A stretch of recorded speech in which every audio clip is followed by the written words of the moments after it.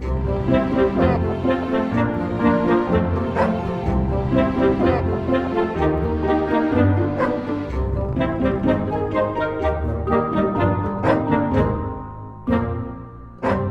to Vet with Pets podcast. I'm Elliot. And I'm Becky. And thank you to Vets for Pets Hereford for sponsoring. So we have been out this morning. We're recording this intro afterwards, aren't we? Yeah. Outside broadcast. Outside, yeah. Well, outside but inside. So we had an audience, a live audience. Three lemurs. Yeah. A couple of raccoons. Yeah. Capybara. He wasn't interested. No, he was not interested at all. The raccoons were interested when we got the cake out. So thank you for Emily for sponsoring the cake. Yes, yeah. Thank you, Emily, for making cake. It was very nice. Yeah. So we went to see Lindsay at Wildside Exotics, didn't we? Yeah. So Wildside Exotics is a rescue, essentially, that I think came about, well, Lindsay will go into more detail shortly, but came about a number of years ago, sort of by accident in many ways. How we've heard with the wildlife rescuers as well. You start off with one, yeah, exactly. There's no going back. One thing leads to another. It's really interesting to hear about that story and about the great work that they do. I think well worth supporting them. I think having seen it and seeing the stuff that's there and the good job that they do. And I think, as Lindsay points out a couple of times, fulfilling a gap in that there are all of these animals that are kept in the UK, but there's no facilities for what happens if something goes wrong or they can't be looked after anymore. Yeah. We quite often hear about dog and cat shelters being full, but there's just aren't really any exotic. What about if it's a mountain lion? Yeah. Not that they should be kept as pets anyway, but it makes it so much harder. Yeah. So, but yeah, really good listen, and Lindsay's hopefully going to have sent us some videos and photos to put alongside it. Lindsay didn't want to be filmed, so this will cut from us, most likely, to the very bored-looking capybara. George. Very happy, though. He's lay in front of the wood burner on a dog bed. Yeah. Worth pointing out, I think we discussed this in the podcast, that it was they attempted integrating him with the rest of the capybaras, but he didn't want to do that. They didn't like him. No. And he'd been brought up around people, so he was happy. Yeah, he'd come from someone's being house. Around people. Yeah. So, enjoy. And you will enjoy. Yeah, and then we'll have a wrap look at their website as well then. Yes. And their Facebook page is brilliant. It's got some really good videos on there. Yeah. So well worth a look. And watch this space, because it may well be a regular podcast going forwards. I hope so. Which is exciting. We're here at Wildside Exotics. We've got Milo, who is not very exotic, but thinks he is. He's handsome. He's trying to steal some cake. Lindsay, it's been lovely to meet you this morning. Thank you for showing us around as well. Let's get started. Tell us a bit about Wildside Exotics and what you do, ethos, those sort of things. Sort of how you ended up being here, I suppose. Because we're here in Ross, just outside Herefordshire, so not too far from us either. Yeah. Well, Wildside wasn't a plan. I was doing conservation, so it wasn't a plan to set up a rescue centre. It started by accident, as I went to buy a piece of furniture and came across a raccoon in a cage in a garage. So you weren't even going there for the raccoon No. at that point? Furniture. So I read the story on the website and thought, I wonder what struck you to go and get the raccoon, but okay. No, it was the furniture. And then I started to look into the fact this guy said he legally had the raccoon. And it wasn't until 2009 that I was aware. I've been flying backwards and forwards to Africa doing conservation, completely oblivious, as many people still are, to the fact that the UK permits you to have thousands and thousands of non-native wild animals as captive pets. That's why this grew, and why we're here now is to do that. Yeah. Can you remember what piece of furniture you went to get? I went to get a... and you still have it? No, I don't. That's what kicked it. But have you still got the raccoon? Well, actually, sadly, the raccoon died a couple of years ago, but Archie, he was a wonderful raccoon. Aww. But he was frightened. I mean, he was like a lot of animals that we rescue. Totally inappropriate setup. Socially, diet, environment, heat, UV, light. Totally inappropriate. He was scared, dirty. I mean, the car stunk. So I had to drive back from, I think, Cardiff with all the windows down. Yeah. getting past the husband, and there you go.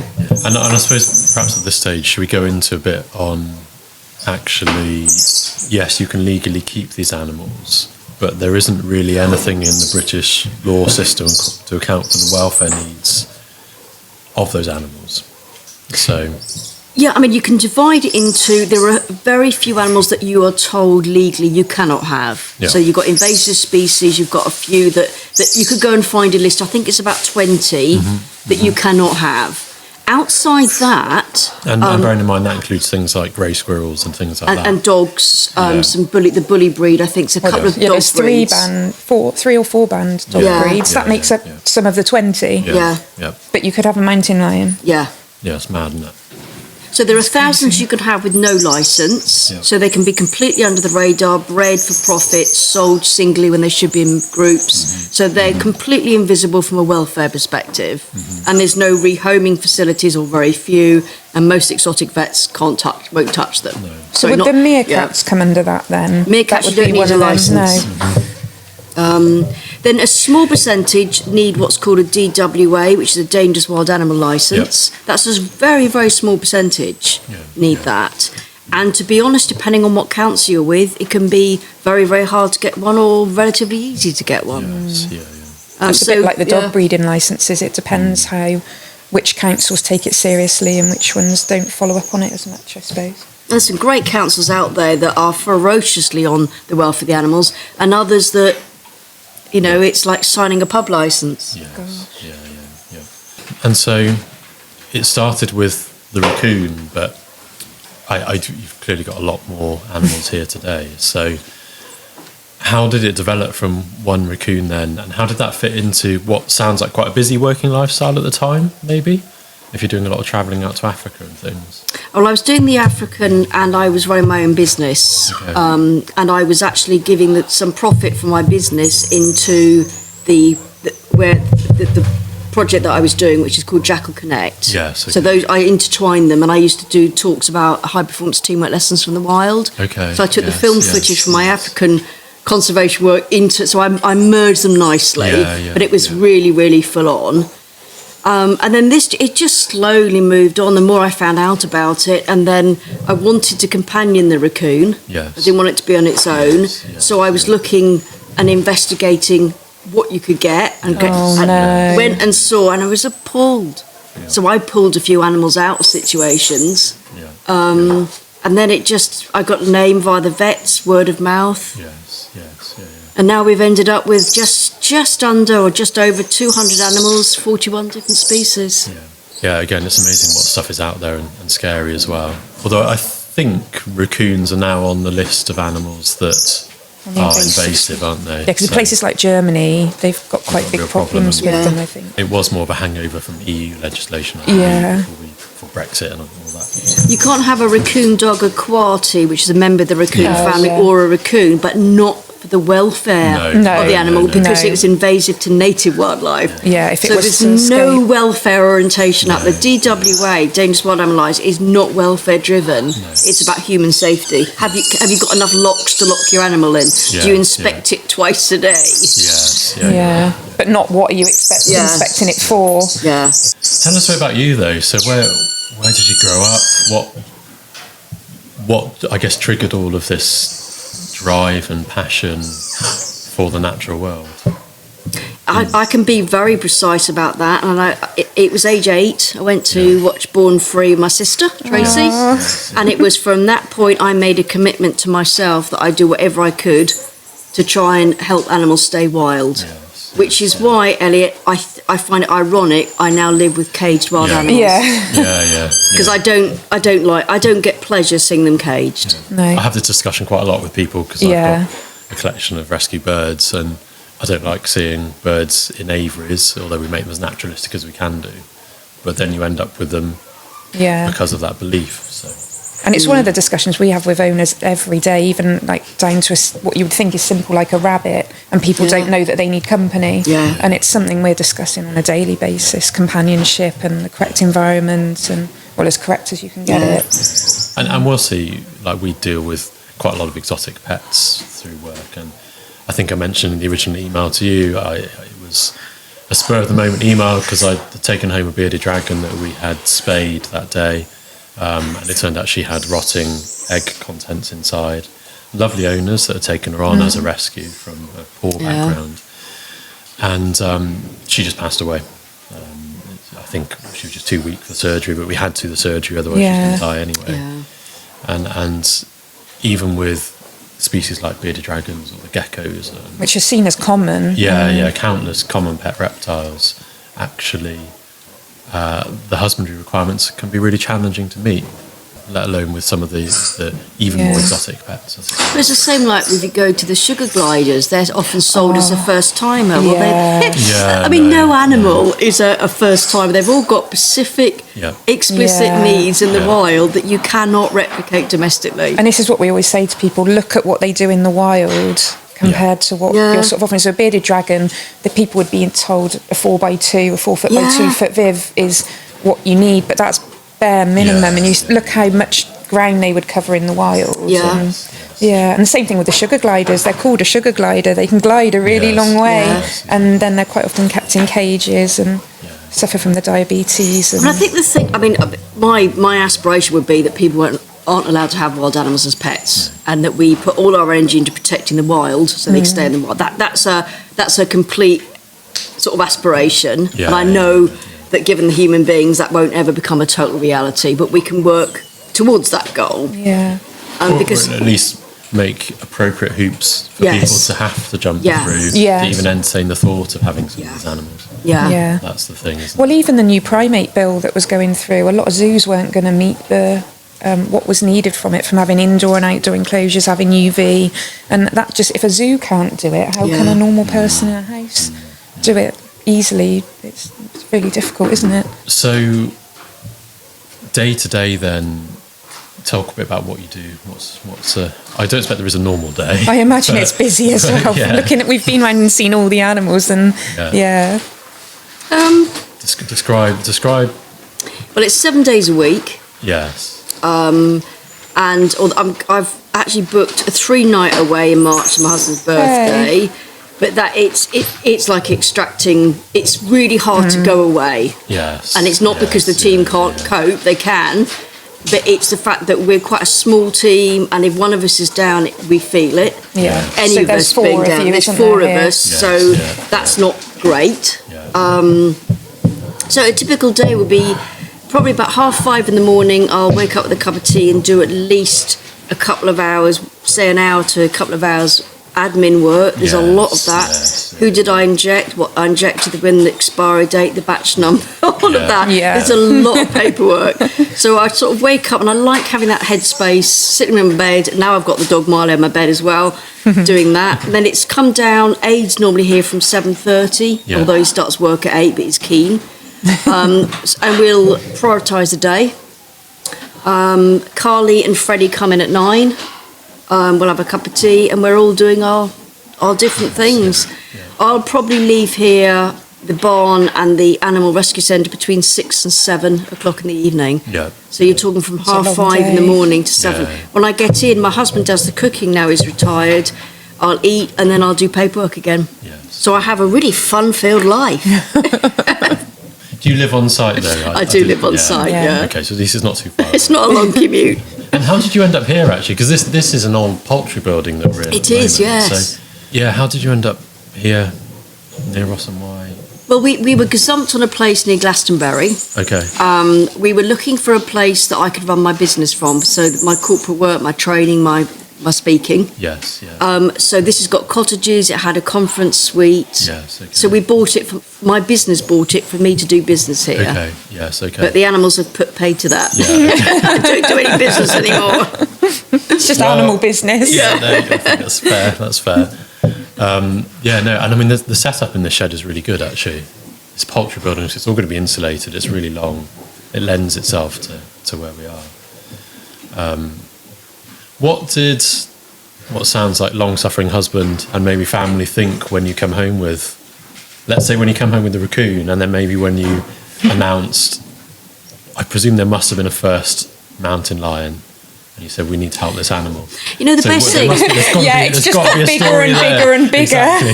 That's what I do. I start small, and then the next minute, I think I learnt, I mean, Frank is an ex-professor of psychology, and he is as passionate about his research as I am about the animals. Yeah. So he's normally in the house, and I'm always out the house. Okay. So that's beautiful. You get your space. Yeah. To be honest, I'd never asked permission.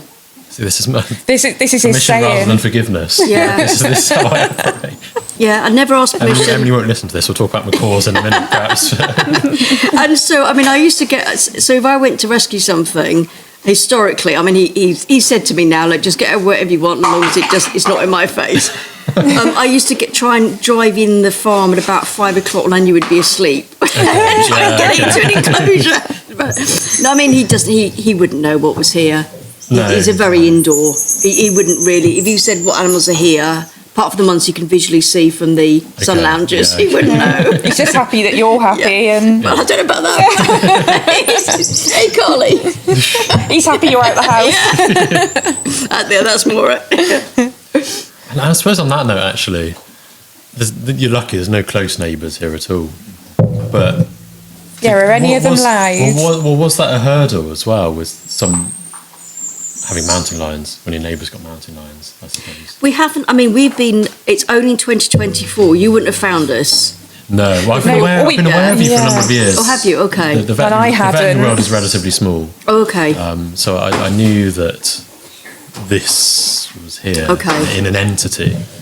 Whereas I didn't, and I came up to Elliot and said, look, she's rescued all these mountain lions. We should ask about the podcast. I didn't even know you were here, and I've lived in Hereford all my life. Yeah. I mean, I kept it low and under key because we don't have visitors here. We're not open to the public. I mean, and worth pointing out that legally that has to be the case at the moment as well, I would think. Yeah, we haven't got a zoo license. You need a different license, and I suppose a lot of them are rescues, and so having people around is probably not. Over my dead body, them being exhibits. Yeah, that's not respectful for them. We're not set up to be a zoo. Some of these animals have been highly abused. The last thing they want is a lot of people. Yeah, traipsing who were the abusers, traipsing around, shouting, pointing at them, banging on the polycarbonate.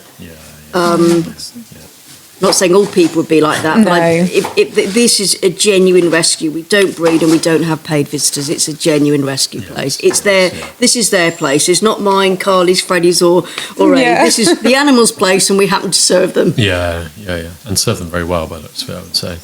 The enclosure's a race. I mean, shout out to Aid.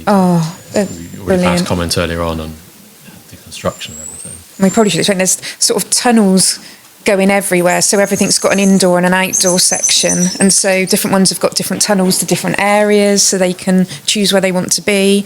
There's areas outside with that are glass or perspex. They've got little sun lounging areas. Even in the British weather, they've got somewhere where they can sit in the sun.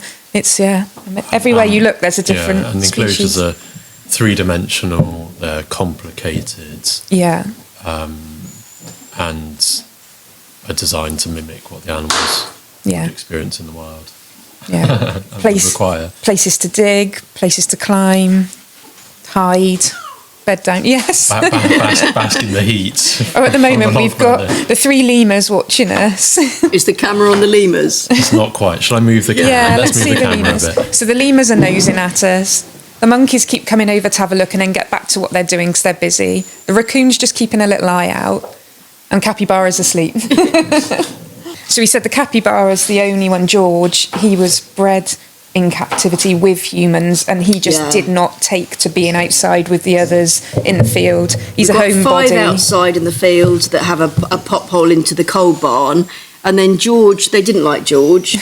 George didn't like them. And we started to build him his own place with his own pool. But he just kept jumping the gates and coming back in the barn. So we thought, well, we talk about choice. Yeah. That's one of our 12 principles. And that was his choice. And so we thought, well, I was a bit concerned. People say, well, you've petted him and he's a pet. And that's against our message. Our message is respect wild animals, let them be wild. Yeah. But that was George's choice. And he wasn't brought up as a wild animal, so that wasn't what he knew. So you've got to do whatever's going to make them most comfortable. So he's just sitting by the fire now? I don't blame him. I'd be a George. Yeah, you would be a George. He'd be your spirit animal, I reckon. Or the lemurs. One of the lemurs, yeah. They were like sunbathing. Tell us about some of the characters then. And have you got a favourite? Yeah. No, you're not meant to. I know we don't. You're not meant to. I think it's always the underdog, isn't it? I think the favourite is the one that point in time needs me the most because they're ill. Yeah. Or the ones that I've had to hand rear. Yeah. I get very emotionally tied to them, and it'd be better. And I've said a lot. I'd almost like not to have those emotional ties. Yeah. The accountability of 200 animals and their welfare is hard enough. Yes. But if I'm upset when selfishly, I'd rather turn my heart down a bit. Yeah. If it's that more makes practical. Sense. You can get more done. You can, No, I understand. Yeah, I mean, does the responsibility ever weigh heavy on you? Because it is a lot. And although you've said you do many hours here, I have absolutely no doubt there's probably moments you wake up in the middle of the night and think, have I done this? Have I done that? Yeah. Or I need to do that tomorrow, or I've got that new thing come in. But to be fair to the team, even them, they go back and I've got a text. I don't know. Did we open the kinks when we clean them? Isn't it like Carly? I mean, so I think that the welfare of the animals is really fundamental to the whole team. Yeah. Does it weigh heavily? Sometimes it does, and I think I really could have an easy life. I've made my life so full on, so complex. So yes, sometimes I do think, really? And then you come in and look at one of them, and then you're like, oh. But I suppose having the team that you trust as well must make a big difference to that. Like you said, you've all got each other's backs. Yeah, it's a good team. I respect all of them. They all do brilliantly in the area that they work on. We'll multitask. If there's a decision to be made, it's not my decision, it's a team decision. Yeah. Although, I mean, clearly, I'd have to have last call because it's coming out of budget. But, I mean, a lot of the decisions now, a lot of the good ideas are coming from the team. Yeah. Isn't that right, Carly? In the background, chopping up the lemur's breakfast. And I suppose that's like us, isn't it? Having the student nurses or the new grad vets and the EMS students coming through, it keeps us in touch with, because we're getting older now.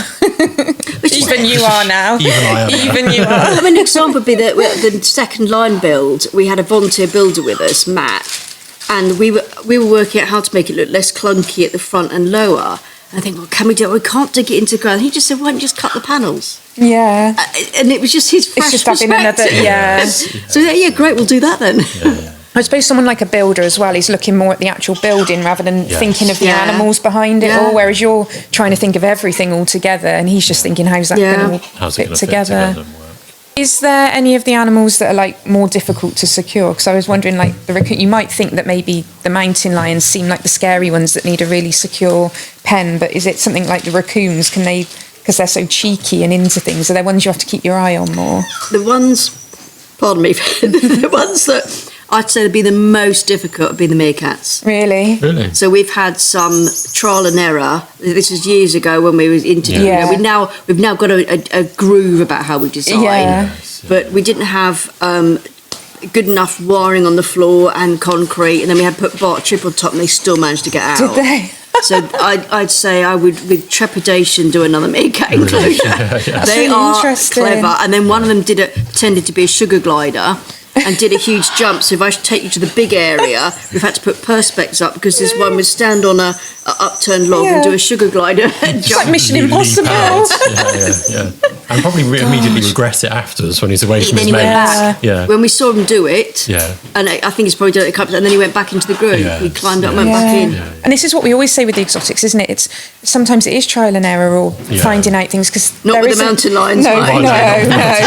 But there isn't that much research, is there? Because a lot of the species haven't been kept that much, and so there's no like book that you can just look at to say do this, and this. And so it's looking at going and looking at other places, I suppose, how they keep them and what they do. That's why we put ourselves forward to be accredited with BIASA. Yeah. Because I was thinking, I'm doing everything first time. Yeah. I can't make mistakes. So I need to be part of some institution that's got these, the resources and the knowledge. Yeah. Can you describe a bit what BIASA is? I can never remember it's the British and Irish Zoo and Aquarium. I don't know in that order, but something like that. And then you can be, so like we're an accredited member. Yeah. We could go and have a zoo license from them, but we've gone to accredited member. Yeah. So it's a private collection, it's called. Yeah.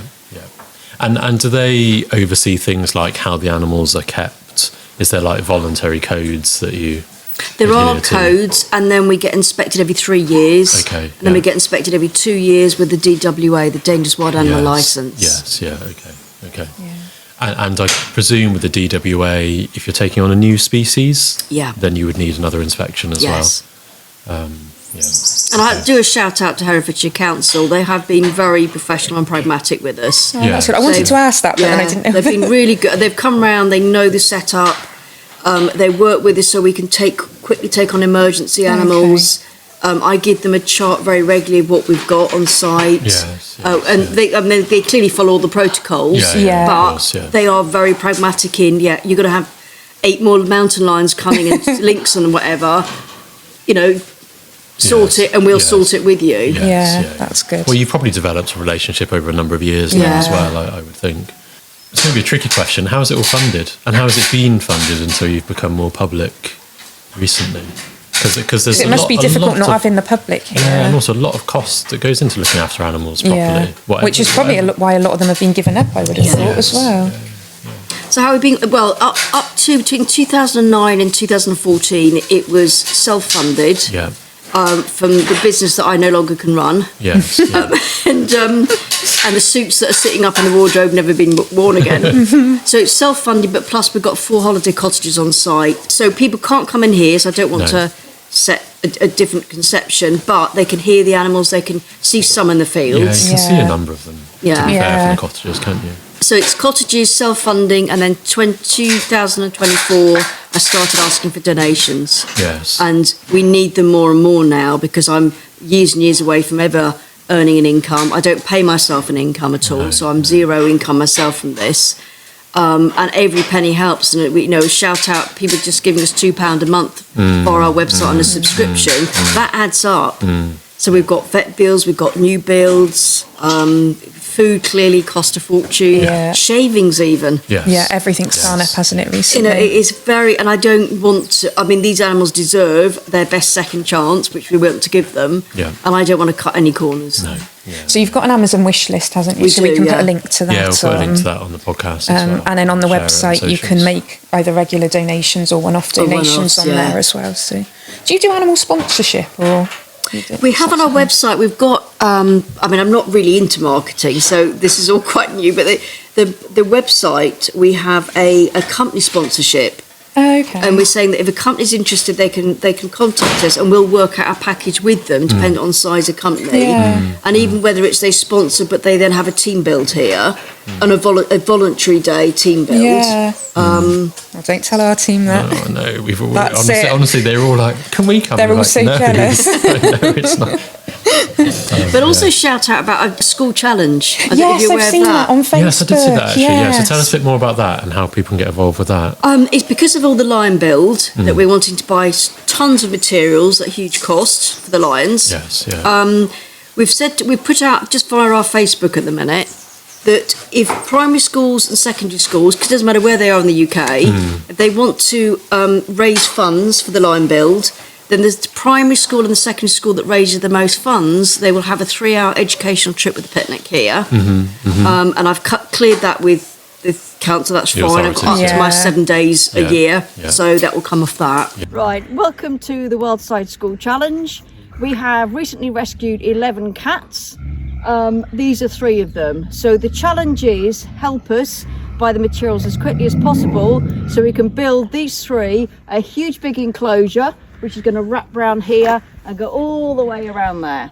So what you need to do is you need to raise as much money as you can, and the 2 winning schools, 1 primary and 1 secondary, will be invited to visit here for a 3-hour visit to meet all the rescues, including these boys, and to have an educational trip and a picnic in the field.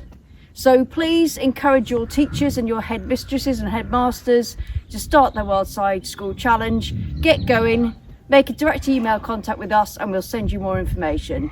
Thank you. So yes, if any schools out there are listening, parents, kids, please jump on and get fundraising.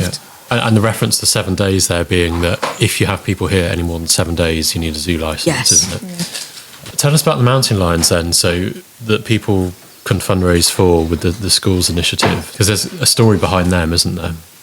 Yeah, it's a really sad story from lots of angles. That there was an institution called the Cat Survival Trust up in Welwyn Garden City, and the authorities were concerned about it, and it was closed down as of 23rd of January 2025, so only a few weeks ago. Yes. And the authorities said that the licence and insurance would all go on that day, and any animal left that hadn't been rehomed would be euthanased, whether it was healthy or not healthy. Okay. So we were emailed 10th of December to say, do you have any space? Yes. And Ada and I trundled up there. But we could have. I guess how many animals was this for then? So I think I'm trying to remember, because it changed so much. It ended up with 12 out of the 28 we took. And it wasn't because we were desperate to take 12. No. But no one else would. No.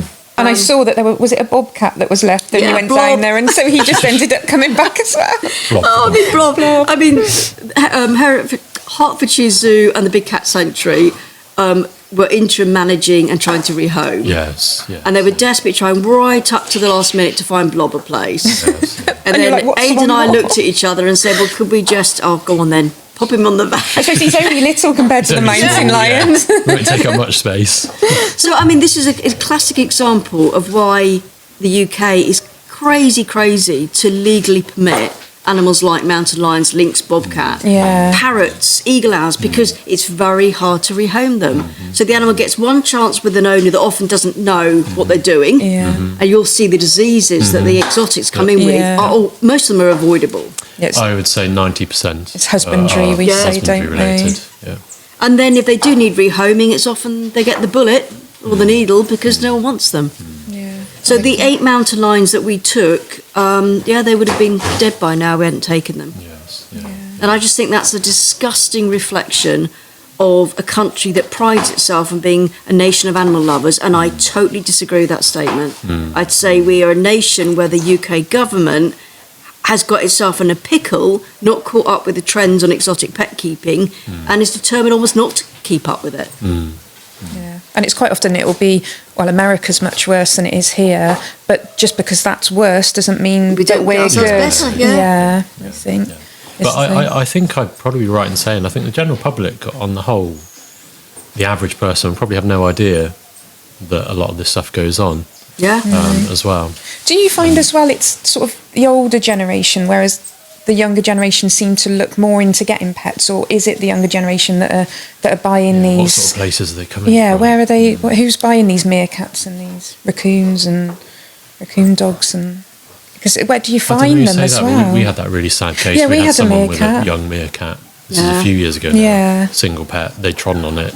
We had to enucleate an eye, take an eye out. Yeah, because it was trying to stay close to them because it was on its own. Completely inappropriate. Yeah. And then, I had that chat. Yeah, you have to say when it grows up. This isn't okay. No. And then they just... And diet was inappropriate as well, wasn't it? And you said once it gets to a certain age, this is going to turn aggressive. It's only a short term. So a meerkat, it can only be a short term pet. They can't live in the house. No. That's not suitable on any level.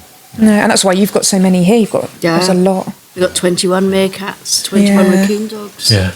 I mean, I do. The average person, I don't think ever means to be cruel to an animal. No, I think I've found very little deliberate cruelty, which is great. But it's the fact that the system allows them to, on a whim, go onto social media and get an animal on a whim. Yeah. And then I mean, we've had animals come in that I've said, "What do you feed it?" And someone's thought a raccoon's a raccoon dog and vice versa. They didn't even know the species they had.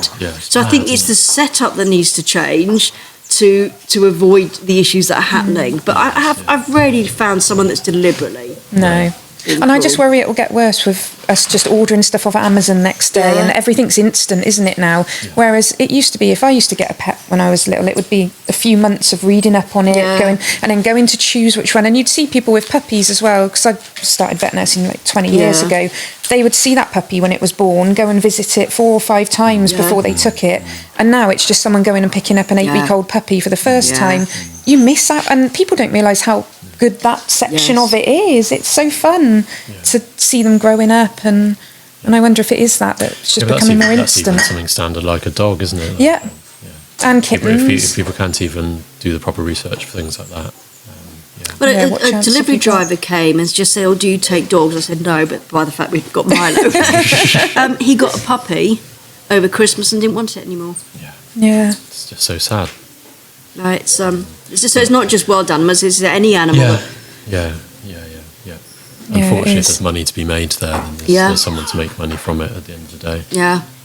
That's one of the hard And it's hard, isn't it? Because it is the owner's responsibility to look into what they're getting, but it's also the breeder to make sure they're selling it responsibly. And we've seen things like iguanas, and they haven't been told that they will need to be neutered once they get older. Females, and otherwise the they will females, die. otherwise they will just die. And owners just haven't been told, and they should be told these basic things at least, I think. But in 2010, I found a list of breeders of different exotic wild animals, and I rang them up pretending I wanted to buy an animal and asked for information.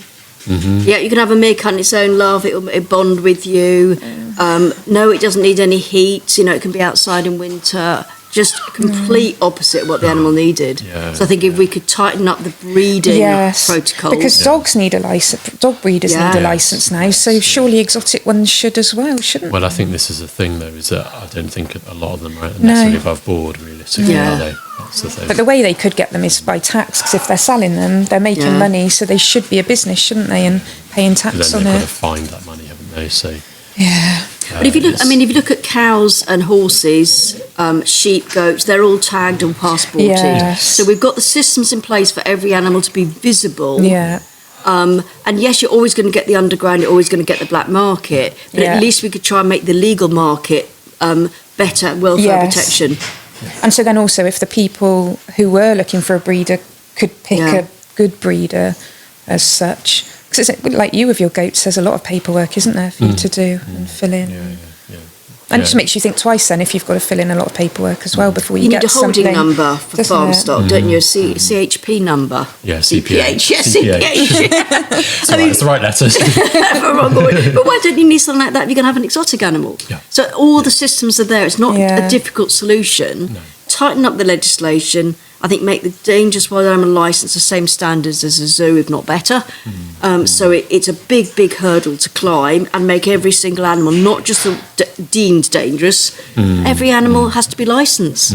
Breeders have to have strong protocol. I mean, just press a button and do it. And you just know which houses have got pets and what they've got then, even if it is dogs and cats as well, don't you? And if they're microchipped as well, you've got a way of knowing which one's which. And there's enough tech there to do it. There is. I think it's having people in government who are true animal lovers and who have, and then it's having the time and the money to do it, isn't it? To do it and the reasons to it. But then something that I raised earlier on before we were recording is I'm such a believer in the education side of things as well. And I think if actually the root, not cause of the problem, but the root of the problem is, in my opinion, children. And I will do...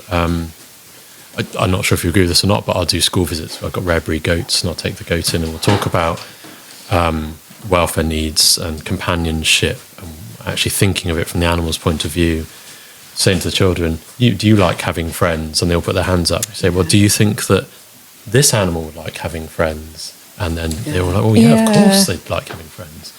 And actually it's making that for me, making that connection right at that early stage. Because then they're not going to grow into adults that would ever think it's appropriate to keep that animal on its own. And that's like we said, that's what I went to visit for the Birds of Prey Centre in year 2 or 3. That was it. That was me hooked then.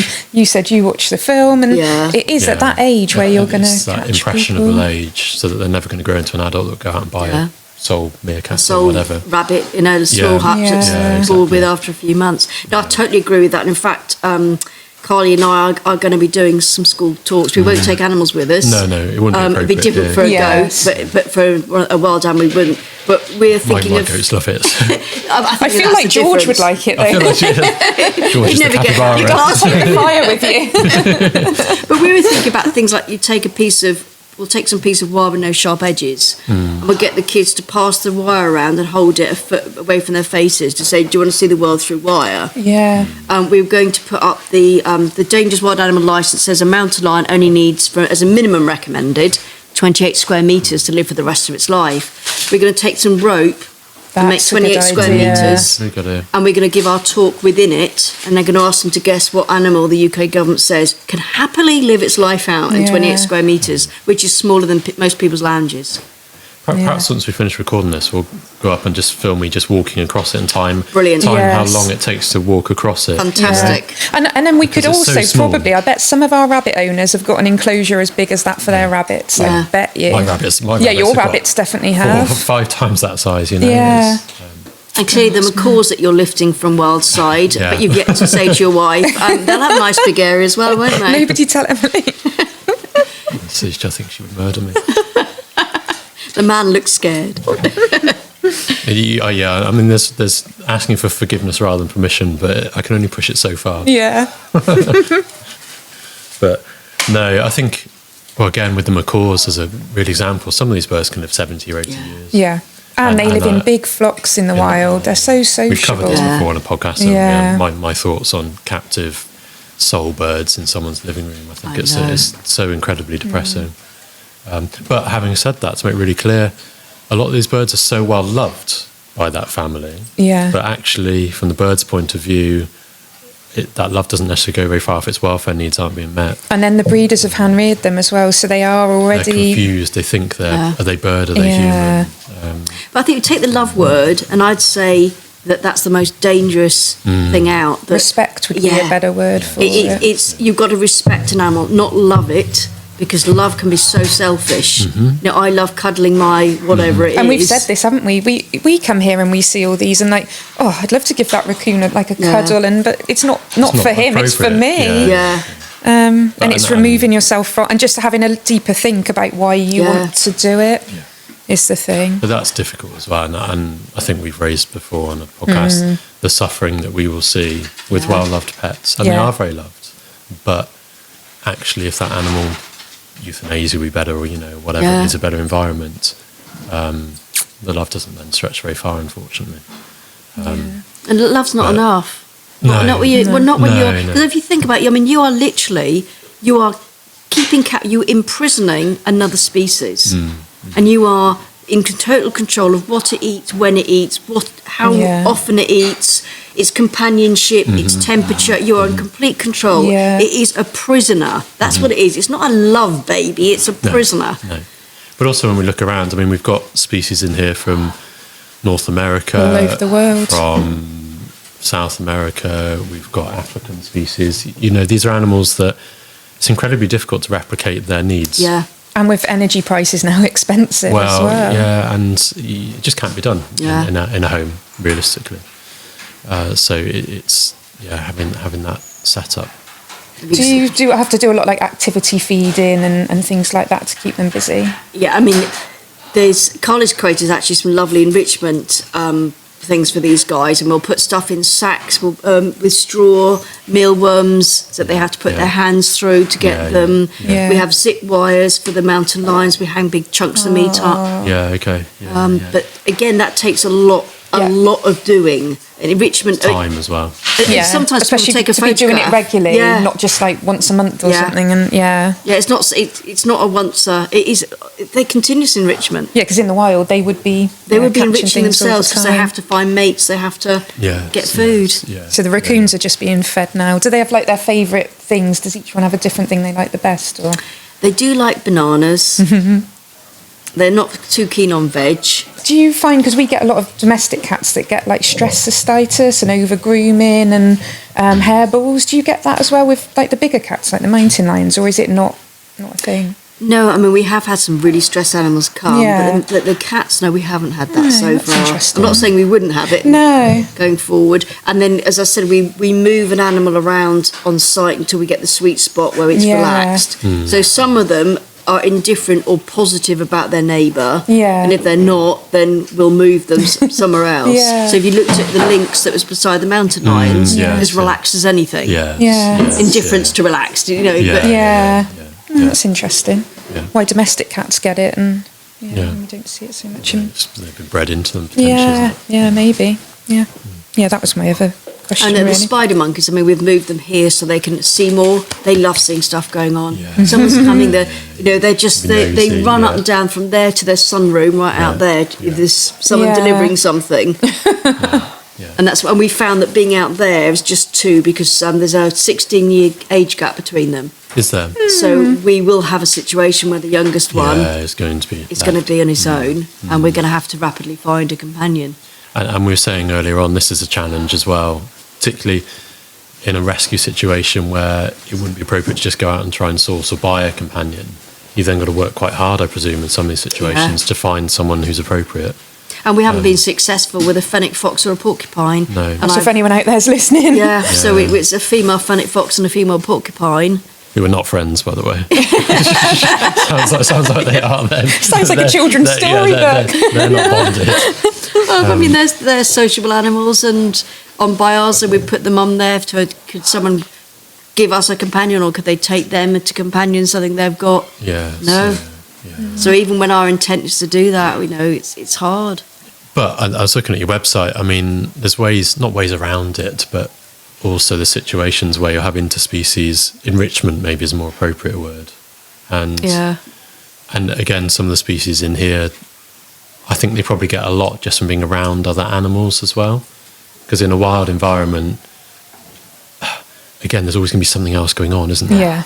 Yeah. And there's always that safety of, there's a bit of noise going on, I can hear other things eating. Yeah, those animals are happy, so I don't need to worry. Yeah. I mean, if you go to a jungle or a forest, or like when I used to go to Africa a lot, there is a multiple of sounds. Yeah. You know, at every level, the top, different heights. And you can tell when something's up if they're stressed and they go quiet, and then all of a sudden they're all happy chirping again. Well, they listen to they're called the go-away bird in Africa. And so the instant they hear that bird make a shriek sound, then everyone knows there's a predator about. So they are listening and tuning in.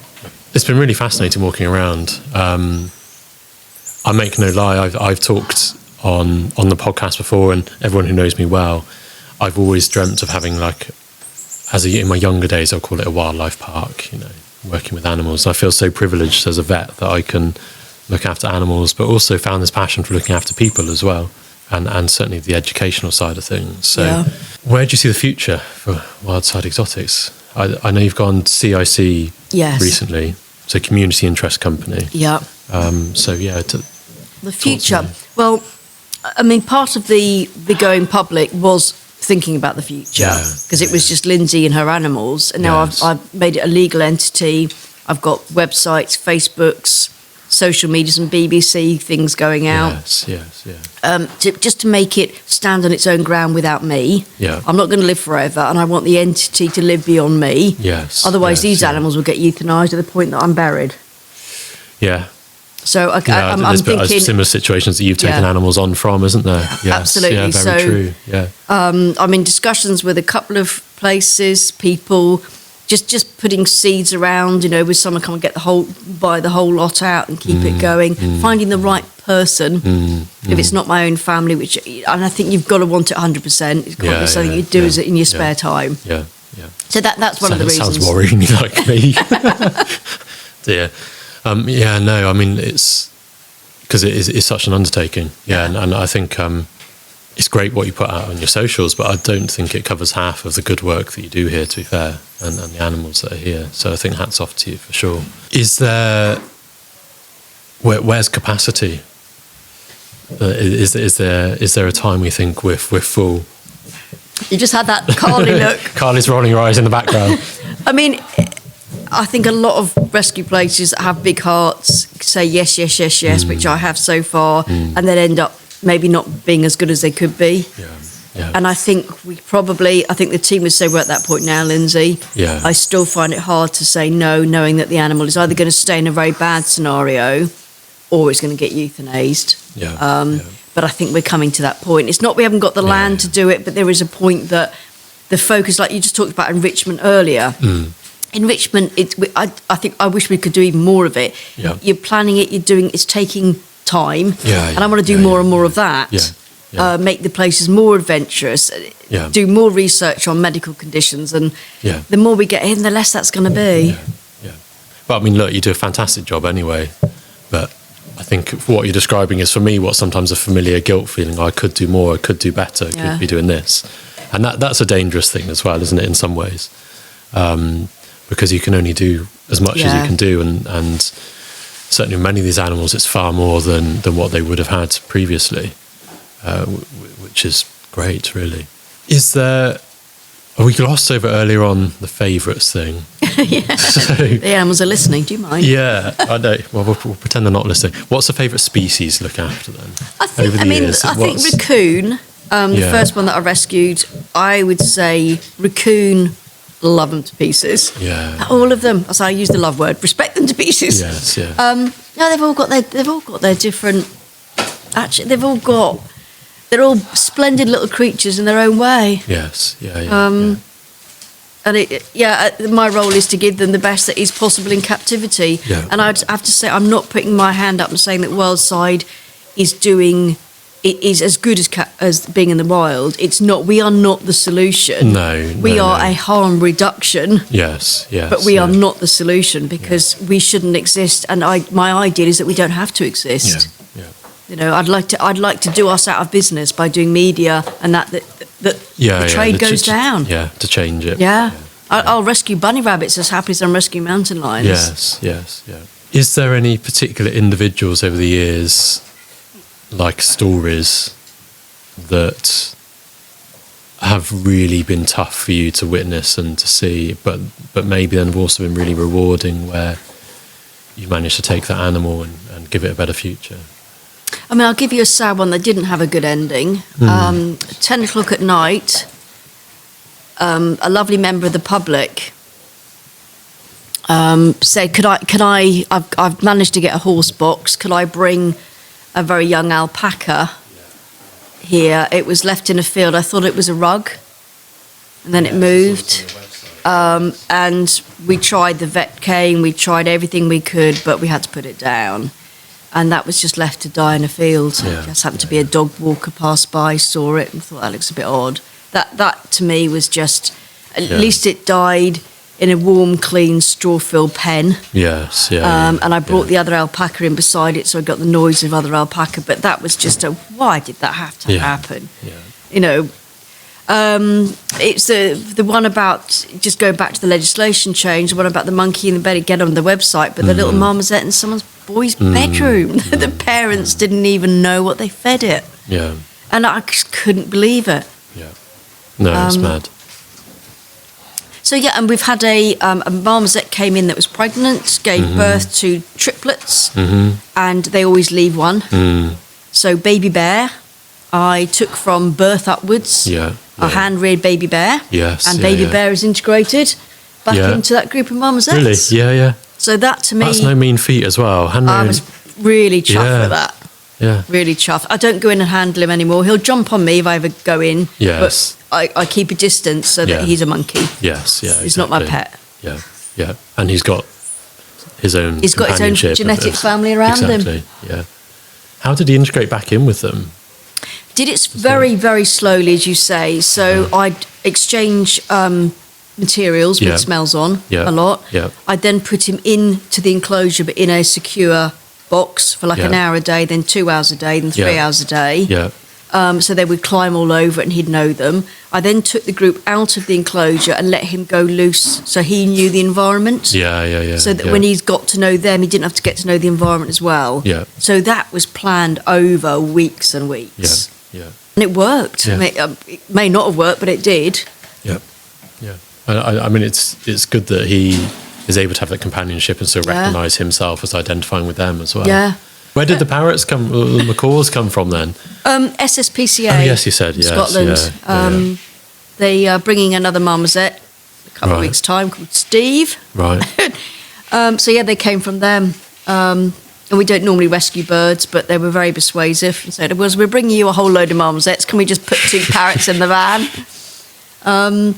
But yes, clearly, Emily, you'll be meeting them very soon. And they were lifted from a welfare case, I guess, if it was the SSPCA. I don't know the background to them. I know they were in a bad way when they lifted them. I don't know the background. Yeah. And to be fair, whenever we lift animals, we don't talk about where we got them from. No. We will protect the person's identity, because if we didn't do that pragmatically, people wouldn't come forward. No, they wouldn't. No, exactly.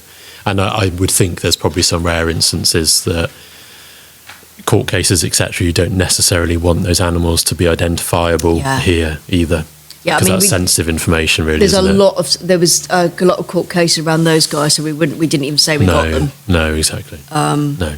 So yes, it's a bit of a pig's muddle out there, to be honest. And the victims are the animals. Yeah. Victims once, twice, sometimes 3 times. Yeah. Have you ever had a situation, I mean, similar to the alpaca situation, where actually you've either gone to get something or something has arrived and it's clear that actually that animal's welfare is in such a way that euthanasia then is the option? Yeah, we've had a meerkat and I was trying to think what else it was. There's 2 incidences, definitely a meerkat. Yeah. If I've got any health issues, I'll take it straight to the vet, or the vet will come here anyway. Yes, yeah. If there's any obvious health issues, and I think we just jointly said no, the animal's got to go. Yeah. Some of them come in a really bad way. The vets are great with us. We work together on it. Yeah. We have to do the quarantine thing. Yeah. And if we're going to put it with the group, we can then put it in a group. We quarantine the group. Yes. But yes, some of them come in like they're starving. Some have come in over fat. So both extremes of the feeding scenario. And the worst thing to do with the starving animal is to give it a lot of food. Yeah, exactly. Refeeding syndrome. Yeah. So I've learned a lot. I'm not a vet. I have learned a lot. How did you? I suppose on that note, actually, I mean, because there's an awful lot of different species that you look after, and that requires quite a lot of niche specialist knowledge, species on species. How do you do it? How did you find out? Because, for example, there's some of these animals here where actually appreciating what is normal is really important. So you can recognise what is abnormal. Yes. But then how often do you get to appreciate what's normal for a raccoon, say? Or... I mean, on a very, very honest and vulnerable note, there are times where I feel out of my depth. Yeah. And I just wish I could just ring someone and say, here's a video. What are you looking at? Yeah. Because I cannot claim to be an expert. I'm not an expert in any of these animals. But when we do get a new species, I will do my best. I will spend hours and hours watching clips of them in the wild, understanding their wild behaviour and their wild lifestyle. Yes. I'll read research papers, medical papers, interaction, how to integrate. I'll do as much reading as I can. Yeah. And I've now got a fairly good contact group that I can ring up particular animals. Yeah. But filling up my depth is quite a common feeling. Yeah. But also important that you feel comfortable reaching out and doing that research as well, isn't it? And probably being part of Biaza would help with that as well, wouldn't it? Yeah. Because you've got access to that knowledge too. Yeah. I mean, there's one lovely lady, Terry Hill, who is part of the Biaza and Abwak, and she was brilliant when I had an issue with the zebras. I mean, she was just fantastic. I could never thank her enough for the help she gave me, and she brought vets down here. We put scopes down the zebra's throat, and it's just, when you're really in need, you're desperate for someone to come and help the animal. That was fantastic. Yeah. We've talked about how people can support you, and we'll post about the schools thing as well. Have you got anyone else you want to shout out or mention? I mean, you mentioned your fantastic team a few times over and stuff. One of the fantastic members of the team, Age, just wandered in. There we go. Yeah, we shouted out your enclosures, actually. We talk about how amazing it all is. Yeah, I'm very conscious I don't want to take up too much of your time, so I think let's wrap it up. Let's go and perhaps film a little bit on the size of legally what a mountain lion can go into, because I think that'd be a really good visual. And thank you so much for your time. And well, if you want to do any more, then maybe we do a visual on a particular species or a story. Like if the 24 monkeys come in that were stuffed in a coffin, maybe we do a podcast around how they've settled fantastic. in. That'd but be the visual really on fantastic. the animal, not the person. Yeah, no, that'd be really, really good. Thank you so much for your time. You're welcome. It's been an absolute eye-opener, and real pleasure. Thank you. Good. Yeah, I don't know what more to say, really. Thank you for listening, everyone. Yeah, I hope you enjoyed it. Thank you so much to Lindsay and the team for hosting us as well. Yeah, because as we were sat there talking to Lindsay, there was obviously a lot going on in the background. They're very busy. Yes, and Lindsay took time to... Yeah, took time out of her day to speak to us. She obviously had a lot to do. There's a lot of animals to care for. Yeah. We were sat in the kitchen area. So it was, very busy. Yeah, it was really busy. Really good. Really interesting. I think Lindsay's one of those people that's lived a life. I feel like it'd be good to go back and do another podcast. Yeah, I think she's got lots of stories. I think there's probably more stories there. Yeah. I think so. And it's just nice because you never know when you go somewhere like that if like their values are going to align with your values. Are the animals going to be well kept? How is it going to go? And they just look so happy, and they were busy the whole time we were there, the animals, and some of them were really looking at us coming, weren't they? Some of them wanted to hide away and we didn't get very close, just to respect that, but others were just so nosy at what we were doing. Exactly. It's nice. Exactly. And I think something we touched on a few times is it's sort of a shame that it has to be there in many ways to be somewhere for these animals to go. Sort of a hidden part of the pet trade, really, I'd say, because even though we're in it, you don't really think about people keeping a mountain lion. Like we've seen a meerkat, we see the reptiles, we see the parrots, but the larger cats and raccoons and things like that, I suppose you don't really think about on a day-to-day basis. No, exactly. So really, really, really interesting to get into it in more detail. And we also were really privileged to have a tour as well. We weren't expecting to have a look around, but as Lindsay said, we couldn't really talk about it if we hadn't seen some of the stuff.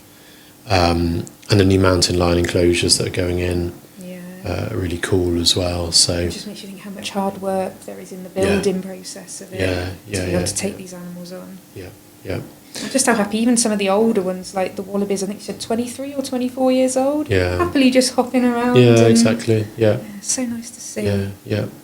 No, so really, really interesting. And also I think, it'd be interesting to go back and pick up on some more of the stories. Yes. I'd like to know more about some of the individual animals. Yeah, and where they came from. Exactly. And how they've developed over the time and settled in. Yes. Because they were very good at saying, we've tried, so the raccoons had been tried in a bigger enclosure, more outside of the barn, but didn't like it. So they're back in, I say smaller, but it's not small. No. But they just like being in there in the hustle and bustle. So they're finding the right places for the right ones. And they really knew the animals, didn't they? Yeah. And for the spider monkeys, there's quite a difference in age between the two spider monkeys. So Lindsay was saying she's preparing for a time where actually one is going to be on their own, at least until they can find another companion. So they've got them in the barn with their external enclosures as well.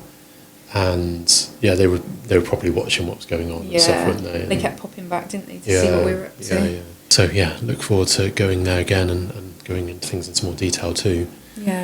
I think a couple of things worth mentioning. So you can find details on the Facebook and website for Wildside Exotics on donating. Yeah, and they've got some nice holiday homes there that you can rent to stay at. And it was, the drive up to it was lovely, wasn't it? Yeah. And you've got like the canoeing and Simonjat and some really nice walks around there if you are looking for a weekend away. Although worth saying that you wouldn't have any interaction with any of the animals. To be fair, you can see more from those holiday cottages than what I thought you would be able to. Yeah, and you'd be able to hear them as well. So and you're supporting the whole process. And the fact it's community interest company as well now means that you've got the knowledge that the money that you're giving is going to be used for the animals. Not saying it wasn't before, but it's just that nice sort of comfort blanket, it's been used for the right things.